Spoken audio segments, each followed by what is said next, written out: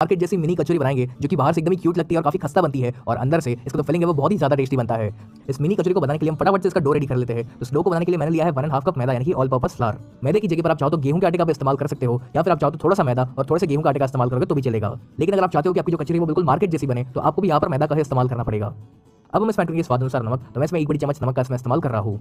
अब आती है सबसे इंपॉर्टेंट चीज इस कचौरी को बनाने की और वो ये है कि हमें इसमें ऐड करना है मोइन। तो मोइन के लिए मैं इसमें ऐड कर रहा हूँ 2 बड़ी चम्मच तेल। तेल की जगह पर आप चाहो तो घी का भी इस्तेमाल कर सकते हो। आमतौर पर जो बड़ी वाली खस्ता कचौरी होती है उसको हमेशा घी के मोइन से ही बनाया जाता है ताकि वो एकदम खस्ता बन सके। लेकिन मैं रेकमेंड करूंगा कि ये जो मिनी कचौरी हम बना रहे हैं उसको आप तेल के मोइन से बनाए। मैंने ये चीज नोटिस की है कि घी के मोइन की जो कचौरी होती है वो बहुत दिनों तक खस्ता नहीं रह पाती है, 1-2 दिन के अंदर वो धीरे धीरे सॉफ्ट होने लगती है। तो इसलिए यहाँ पर आप घी की जगह पर तेल का इस्तेमाल करोगे तो ज्यादा बेहतर रहेगा।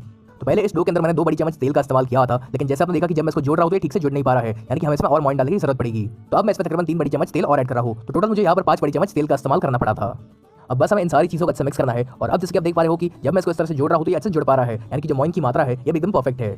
अगर इसके बाद भी आपका ये जो डो है इस तरह से नहीं जुड़ रहा है तो आप इस तरह से और तेल का इस्तेमाल कर सकते हो। अब हमें इसके अंदर थोड़ा थोड़ा पानी ऐड करते जाना है और इसका हम एक डो बनाकर रेडी करेंगे। और ये जो डो है ये ना ही बहुत ज्यादा सॉफ्ट होना चाहिए और ना ही बहुत ज्यादा हार्ड होना चाहिए। तो इसका हमें एक सेमी सॉफ्ट डो रेडी करना है।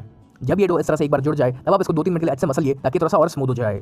चलिए जैसे कि आप देख पा रहे हो कि ये जो डो है ये बनकर रेडी हो चुका है और ये बिल्कुल इस तरह का होना चाहिए, यानी कि ना ही बहुत ज्यादा हार्ड और ना ही बहुत ज्यादा सॉफ्ट। अब इसको ढककर हमें इस डो को 10 से 15 मिनट के लिए रेस्ट करने देना है और जब तक ये डो रेस्ट करता है तब तक हम कचौरी का स्टफिंग बनाएंगे। इस कचौरी के स्टफिंग को बनाने के लिए पहले आपको कुछ खड़े मसालों को सेकना पड़ेगा। तो ये मैंने लिया है 1 बड़ी चम्मच साबुत धनिया यानी कि कोरिएंडर सीड्स। इसी के साथ मैंने लिया है आधा बड़ी चम्मच क्यूमिन सीड यानी कि जीरा। और फिर इस कचौरी के अंदर एक एकदम फ्रेश फ्लेवर लाने के लिए हम इसमें ऐड करेंगे 1 बड़ी चम्मच सौंफ यानी कि फेनल सीड्स। अब इन तीनों को आपको स्लो या फिर मीडियम फ्लेम पर तब तक भूनना है जब तक इसमें से बहुत ही बढ़िया सी खुशबू नहीं आने लगती। आपको इसको एकदम ब्राउन नहीं करना है, बस इसको आप सिर्फ 2 मिनट के लिए सेकोगे तो भी चलेगा। ऐसा हम इसलिए कर रहे हैं ताकि इसमें जो भी मॉइस्चर हो वो चला जाए और फिर से ग्राइंड करने में हमें काफी आसानी हो। और ऐसा करने से जो कचौरी के मसाले की जो शेल्फ लाइफ है वो भी थोड़ी सी और बढ़ जाएगी।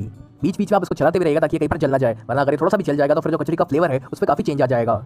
इनको सेके हुए तकरीबन 1 मिनट हो चुकी है और अब मैं इसमें ऐड कर रहा हूं आधा बड़ी चम्मच सेसमी सीड यानी कि सफेद तिल। तिल को हमने आखिर में इसलिए ऐड किया क्योंकि उसको सेकने में उतना ज्यादा टाइम नहीं लगता।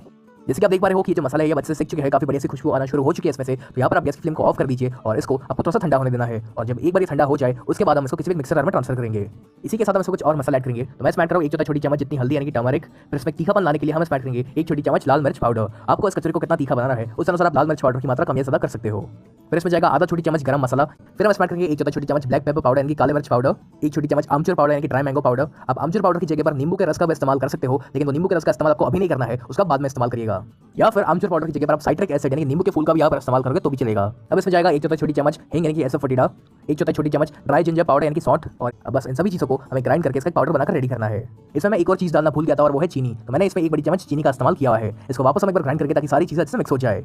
चलिए इस कचौरी को बनाने के लिए जो स्पाइस मिक्स है यानी कि जो मसाला ये बनकर रेडी हो चुका है, इसके अंदर लाल मिर्च का तीखापन है, आमचूर पाउडर का खट्टापन है और चीनी की मिठास है। अब इसमें एक अच्छा बाइंडिंग लाने के लिए और इसको और नमकीन बनाने के लिए हमें यहाँ पर चाहिए कुछ फरसान और नमकीन। तो एक मिक्सर जार के अंदर अब मैं इसमें 5 रुपए वाला मिक्स नमकीन चिवड़ा ऐड कर रहा हूँ। इसी के साथ मैं इसमें ऐड कर रहा हूँ 5 रुपए वाली फ्राई की हुई मूंग दाल नमकीन। और फरसान में मैं इसमें ऐड कर रहा हूँ ये मोटी वाली सेविया जिसको हम गाठिया भी कहते हैं। अब इसको भी ग्राइंड करके हमें इसका पाउडर बनाना है, लेकिन आप यहाँ पर मिक्सी को चालू बंद करते हुए ग्राइंड करिएगा ताकि इसे ग्राइंड करने में काफी आसानी हो। चलिए जो फरसान और नमकीन है ये भी अच्छे ग्राइंड हो चुके हैं, तो इसको हम ट्रांसफर करेंगे हमारे मसाले वाले बोल में। फिर इसी के साथ हम इसमें ऐड करेंगे 1/4 छोटी चम्मच जितना नमक। इससे ज्यादा आपको यहाँ पर नमक का इस्तेमाल नहीं करना पड़ेगा क्योंकि हमने इसमें जो नमकीन डाला हुआ था उसमें भी नमक रहता है। अब बस इन सभी चीजों को हम एक बार मिक्स करेंगे। अब जैसे आप देख पा रहे हो कि जब मैं इसको इस तरह से जोड़ने की कोशिश कर रहा हूँ तो ठीक से जुड़ नहीं पा रहा है, ये तुरंत बिखर रहा है। इसको जोड़ने के लिए मैं इसमें ऐड कर रहा हूँ खजूर इमली की खट्टी मीठी चटनी। ये वही चटनी जो कि हम चाट वगैरह में यूज करते हैं। इस चटनी का इस्तेमाल करने से इस स्टफिंग के अंदर एक अच्छा फ्लेवर तो आएगा ही, साथ ही साथ सारी चीजें जो है अच्छे से बाइंड भी हो पाएगी। अगर आप इस चटनी का इस्तेमाल नहीं करना चाहते तो आप इसकी जगह पर तेल का इस्तेमाल कर सकते हो। तेल का इस्तेमाल करने से सारी चीजें अच्छे से बाइंड हो जाएगी। ध्यान रहे कि आपको यहाँ पर पानी का इस्तेमाल नहीं करना है। अगर आप पानी का इस्तेमाल करते हो तो ये जो कचौरी की शेल्फ लाइफ है वो काफी कम हो जाएगी। चलिए आप जैसे आप देख पा रहे हो कि जब मैं इसको इस तरह से जोड़ रहा हूँ तो अच्छे जोड़ पा रहा है। तो अब हमें इस मिश्रण में से इस तरह से छोटे छोटे बॉल्स बनाकर रेडी करने हैं। ऐसे बॉल्स बनाने से हमें कचौरी के अंदर स्टफिंग भरने में काफी आसानी होगी। हम यहाँ पर मिनी कचौरी बना रहे हैं यानी कि छोटी छोटी कचौरी बना रहे हैं, तो उस हिसाब से आपको ये जो स्टफिंग के बॉल्स है इसको भी छोटा ही रखना है। चलिए इस मिश्रण में से मैंने ये सारे छोटे छोटे बॉल्स बनाकर रेडी कर लिए हैं और अब हमारे डो को भी रेस्ट तकरीबन 15 से 20 मिनट हो चुकी है। तो इस डो को हम वापस 1 से 2 मिनट मसलेंगे ताकि थोड़ा सा और स्मूथ हो जाए और उसके बाद हमें इस डो में से इस तरह के छोटे छोटे बॉल्स बनाकर रेडी करने हैं। ये जो डो के बॉल की साइज है उसका आपको स्टफिंग वाले बॉल से थोड़ा सा ही बड़ा बनाना है।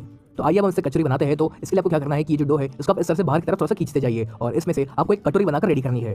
जैसे आप देख पा रहे हो कि ये छोटी सी कटोरी है ये बनकर रेडी हो चुकी है। तो इसके अंदर हमने जो स्टफिंग का बॉल बनाकर रेडी किया था वो हमें इसके अंदर रखना है और बस फिर हम इसको इस तरह से अच्छे से बंद करेंगे। और फिर जो डो का ऊपर का जो एक्स्ट्रा हिस्सा है उसको आप चाहो तो निकाल सकते हो। जब ये कचौरी इस तरह से बंद हो जाए तब आप इस कचौरी को हाथों में रखकर इस तरह से गोल गोल घुमाइएगा ताकि एकदम ही स्मूथ हो जाए। चलिए जैसे आप देख पा रहे हो कि जो कचौरी है ये बनकर रेडी हो चुकी है और ठीक इसी प्रकार से आपको बाकी सारी कचौरी को बनाकर रेडी करना है। और इतनी क्वांटिटी में से हमने यहाँ पर तकरीबन 19 या 20 कचौरी बनाकर रेडी की हुई है।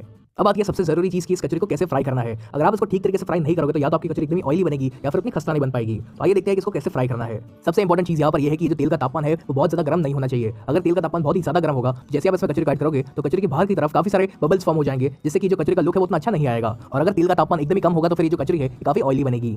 तो कचौरी को फ्राई करने से पहले तेल का तापमान चेक कर लीजिए ये बराबर है या नहीं। तो इस तेल के तापमान को चेक करने के लिए आप इसके अंदर थोड़ा सा डो का हिस्सा स्मैट कीजिए और जिसके आप देख पा रहे हो कि तेल में से काफी धीरे धीरे से बबल्स आना शुरू हो रहे हैं, यानी कि तेल का तापमान मीडियम गर्म है। तो आपकी कढ़ाई में या फिर पैन में जितनी कचौरी एक साथ आ सकती है उतनी कचौरी को आप एक साथ फ्राई कर सकते हो और इनको आपको मीडियम फ्लेम पर तब तक फ्राई करना है जब तक कि गोल्डन ब्राउन और एकदम ही खस्ता नहीं हो जाती। जब आप इसके अंदर ये कचौरी को ऐड करोगे तो ये नीचे की तरफ बैठने लगेगी और फिर इससे जो कचौरी का शेप है वो भी चेंज हो जाएगा और नीचे से वो जलने लगेगी। तो ऐसा ना हो इसके लिए मैं आपको एक टिप देता हूँ। तेल के अंदर कचौरी डालने के बाद आप अपनी कढ़ाई को या फिर पैन को एकदम ही सावधानी से इस तरह से हल्का सा घुमाते रहिएगा। ऐसा करने से क्या होगा कि जो कचौरी है ये नीचे की तरफ बैठ नहीं जाएगी। लेकिन ये स्टेप आपको एकदम ही सावधानी से करना है, यहाँ पर जल्दबाजी मत करिएगा वरना जो तेल है वो बाहर भी गिर सकता है। या फिर आप एक और चीज कर सकते हो कि आप एक चम्मच का इस्तेमाल करके जो तेल है इसको आप इस तरह से घुमा सकते हो। अगर आप यहाँ पर ध्यान से देख रहे हो तो मैं कचौरी को नहीं छू रहा हूँ बल्कि मैं इस तेल को गोल गोल घुमा रहा हूँ ताकि जो कचौरी है वो अपने आप ही घूमने लगे। चलिए जैसे आप देख पा रहे हो कि जो कचौरी है अच्छे से फ्राई हो चुकी है, काफी बढ़िया से गोल्डन ब्राउन कलर भी आ चुका है इसके ऊपर और काफी खस्ता भी बनी हुई है। तब हम इसको बाहर निकाल देंगे और जैसे कि आप देख पा रहे हो कि जो कचौरी है इस जरा भी ऑयली नहीं बनी है। और अब ठीक इसी प्रकार से मैंने सारी कचौरी फ्राई करके रेडी कर ली है।